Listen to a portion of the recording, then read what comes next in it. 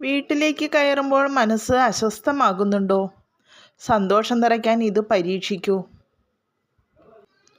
ഓരോ മനുഷ്യൻ്റെയും ക്ഷേമത്തിന് മാനസികാരോഗ്യം സുപ്രധാനമാണ്.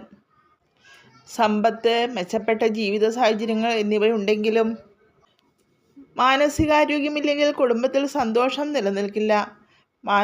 മാനസികാരോഗ്യവും സന്തോഷവും വർദ്ധിപ്പിക്കുന്നതിനായി പോസിറ്റീവ് എനർജി നിറയ്ക്കുന്ന തരത്തിൽ വീട്ടിലെ എല്ലാ ഘടകങ്ങളും സന്തുലിതമാകേണ്ടതുണ്ട്.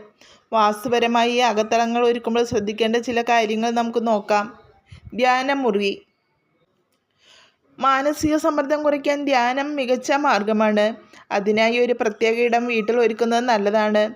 കിഴക്ക് ദിശയിലോ വടക്ക് കിഴക്ക് ദിശയിലോ ആയിരിക്കണം ധ്യാനമുറി.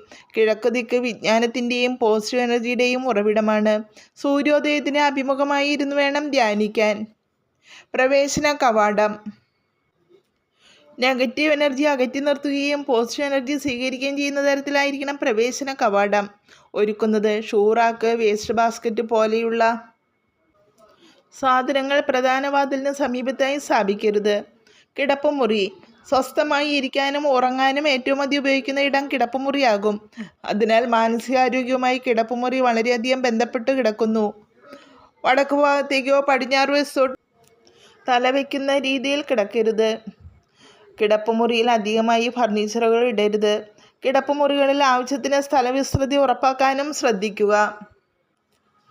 അകത്തളങ്ങൾ അലങ്കോലമായി കിടന്നാൽ നെഗറ്റീവ് എനർജി ആകർഷിക്കപ്പെടും. വിശേഷിച്ചും ലിവിംഗ് റൂം ജോലി ചെയ്യാനായി നീക്കിവച്ചിരിക്കുന്ന സ്ഥലവും അടുക്കോടെയും വൃത്തിയോടെയും സൂക്ഷിക്കാൻ ശ്രദ്ധിക്കുക. ഉപയോഗശൂന്യവും അനാവശ്യവുമായ വസ്തുക്കൾ മുറികളിൽ സൂക്ഷിക്കരുത്. പെയിൻറ്റിങ്ങിൽ ശ്രദ്ധിക്കേണ്ട കാര്യങ്ങൾ. ഓരോ വ്യക്തിയുടെയും മനോനിലയും വികാരങ്ങളുമായി നിറങ്ങൾക്ക് അഭേദ്യമായ ബന്ധമുണ്ട്.